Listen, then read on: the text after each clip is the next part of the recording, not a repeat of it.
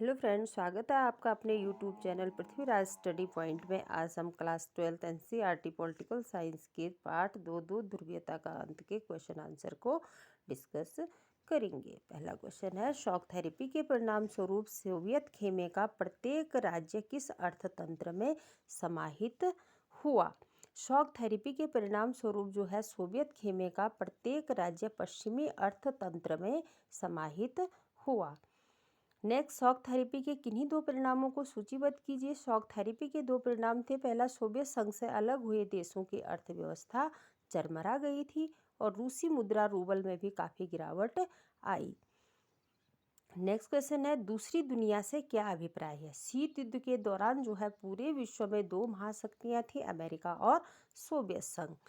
तो अमेरिका व उसमें शामिल देशों को पहली दुनिया कहा गया, जबकि सोवियत संघ और उसमें शामिल देशों को दूसरी दुनिया कहा गया। दूसरी दुनिया किस विचारधारा पर आधारित थी? तो दूसरी दुनिया समाजवादी विचारधारा पर आधारित थी।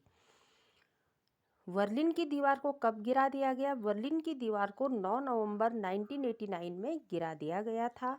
नेक्स्ट क्वेश्चन, समाजवादी अर्थव्यवस्था से क्या अभिप्राय है? समाजवादी अर्थव्यवस्था में कृषि, भूमि, उद्योग धंधों तथा उत्पादन और वितरण के साधनों पर सरकार का नियंत्रण होता है। दो ध्रुवीय विश्व का अंत कब हुआ था? 25 दिसंबर 1991 में सोवियत संघ के विघटन के साथ ही दो ध्रुवीय विश्व का भी अंत हो गया। अमेरिका विश्व की एकमात्र महाशक्ति के रूप में उभरा। 1917 की समाजवादी क्रांति कहाँ हुई थी? तो 1917 की समाजवादी क्रांति रूस तथा उसके आसपास के क्षेत्रों में हुई थी।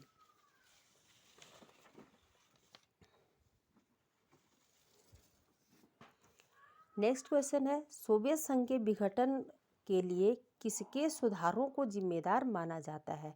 तो सोवियत संघ के जो विघटन था सोवियत संघ का, वो मिखाइल गोर्बाचोव के सुधारों को ही जिम्मेदार माना जाता है। सोवियत राजनीतिक प्रणाली की धुरी कौन सी पार्टी थी? तो कम्युनिस्ट पार्टी जो है सोवियत राजनीतिक प्रणाली की धुरी थी। शॉक थेरेपी का शाब्दिक अर्थ क्या है? शॉक थेरेपी का शाब्दिक अर्थ है आघात पहुंचाकर उपचार करना। कम्युनिस्ट शासन के खात्मे के बाद रूस में कुछ ऐसा ही हुआ था और शॉक थेरेपी जो है पूरे क्षेत्र की अर्थव्यवस्था को इसने तहस नहस कर दिया था और विश्व बैंक व अंतर्राष्ट्रीय मुद्रा कोष द्वारा निर्देशित इस मॉडल को शॉक थेरेपी कहा गया। मिखाइल गोर्बाचोव ने सोवियत संघ की शासन व्यवस्था को और अर्थव्यवस्था में सुधार के लिए कौन सी 3 नीतियां अपनाई थी? बहुत इंपॉर्टेंट है आपके एग्जाम के लिए। मिखाइल गोर्बाचोव ने 1985 में सोवियत संघ की शासन व्यवस्था और अर्थव्यवस्था में सुधार के लिए 3 नीतियां अपनाई थी। पहली थी उस्कोरेनी। उस्कोरेनी का अर्थ है त्वरण, अर्थव्यवस्था की वृद्धि को गुणात्मक दृष्टि से नई अवस्था की ओर ले जाना, ये आपका त्वरण है। दूसरा है परिस्त्रोई का पुनर्गठन। इसके द्वारा राजनीतिक, आर्थिक और प्रशासनिक सुधारों पर बल दिया गया। तीसरा था ग्लासनोस्त। ग्लासनोस्त खुलापन। नागरिकों को यह अधिकार दिया गया कि वे सार्वजनिक विषयों के बारे में खुलकर विचार विमर्श करें।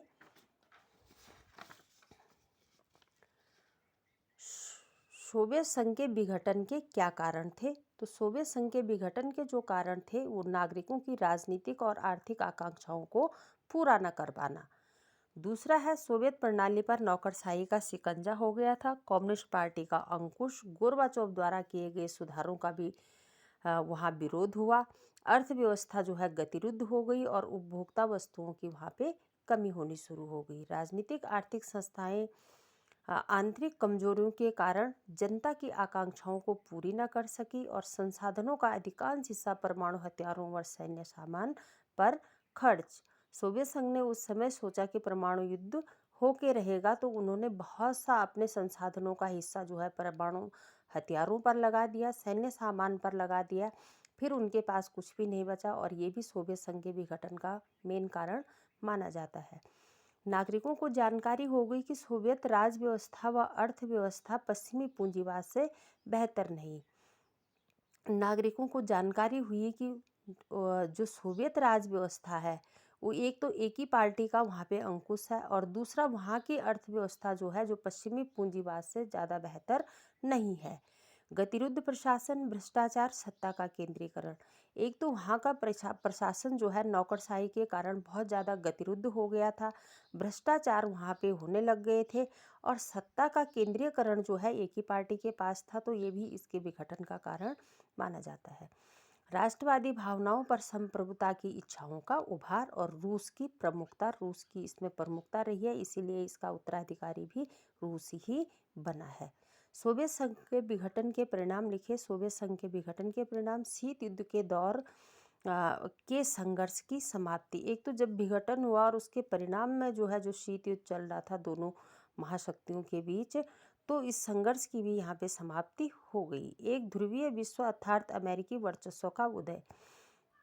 केवल एक ध्रुवीय विश्व हो गया और अमेरिका का वर्चस्व का उदय भी इसके कारण हो गया। हथियारों की होड़ की समाप्ति। दोनों महाशक्तियों के बीच जो हथियारों की होड़ लगी हुई थी कि परमाणु युद्ध होगा तो हम अपने अपने हथियारों को जो है सैन्य शक्ति में लगा देते हैं सारी चीज़ों को, तो ये भी होड़ जो हथियारों की मची हुई थी दोनों महाशक्तियों के बीच शीत युद्ध की समाप्ति के बाद इनका भी समापन हो गया। सोवियत खेमे का अंत हुआ और 15 नए देशों का उदय हो गया। रूस को जो है सोवियत संघ का उत्तराधिकारी बना दिया गया और विश्व राजनीति में शक्ति संबंधों में बदलाव व विश्व के एक ध्रुवीय होने की संभावना, ठीक इसमें एक ध्रुवीय होने की पूरी संभावनाएं बनी। विश्व परिदृश्य पर नए देशों का उदय, विश्व के परिदृश्य पर बहुत सारे नए देशों का उदय हो गया। समाजवादी विचारधारा पर प्रश्न चिन्ह या पूंजीवादी उदारवादी व्यवस्था का वर्चस्व, इसमें ये सारे जो है सोवियत संघ के विघटन के परिणाम है। शॉक थेरेपी आता है, बार बार आता है। शॉक थेरेपी की विशेषताएं और परिणाम। शॉक थेरेपी की विशेषताएं, मिल्कियत का प्रमुख रूप से निजी स्वामित्व। निजी स्वामित्व जब हुआ तो इसीलिए जो है ये जो शॉक थेरेपी था ये मॉडल बिल्कुल और बिल्कुल वहाँ पे फेल हो गया था। राज्य की संपदा का निजीकरण। सारे जो राज्य की संपदा थी, संसाधन थे, इनका निजीकरण कर दिया गया। सामूहिक फॉर्म की जगह निजी फॉर्म हो गए। मुक्त व्यापार व्यवस्था को अपनाया गया। मुद्राओं की आपसी परिवर्तनीयता हो गई। पश्चिमी देशों की आर्थिक व्यवस्थाओं से इनका जुड़ाव हो गया और पूंजीवादी के अतिरिक्त किसी भी वैकल्पिक व्यवस्था को स्वीकार नहीं किया गया। ये थे शॉक थेरेपी की विशेषताएं। शॉक थेरेपी की जो परिणाम हुए, पूर्णतया ये असफल रहा है। रूस का औद्योगिक ढांचा इससे चरमरा गया था। रूसी मुद्रा रूबल में जो है भारी गिरावट आई। समाज कल्याण की पुरानी व्यवस्था नष्ट हो गई। आर्थिक असमानता बढ़ गई। माफिया वर्ग का उदय हो गया और लोकतांत्रिक संस्थानों का निर्माण प्राथमिकताओं के आधार पर नहीं, वित्तीय संस्थान व इनकाम जैसे बैंक दिवालिया हो गए थे और इसे ही इतिहास की सबसे बड़ी ग्रास सेल कहा गया है। कमजोर संसद व राष्ट्रपति को अधिक शक्तियां, जिससे कि सत्तावादी राष्ट्रपति शासन जिससे सत्तावादी राष्ट्रपति शासन लगा और इससे जो है कमज़ोर संसद कमज़ोर पड़ गई और राष्ट्रपति को अधिक शक्तियाँ मिल गई। तो ये थे आपके दो ध्रुवीयता के अंत के question answer. Thank you for watching my video.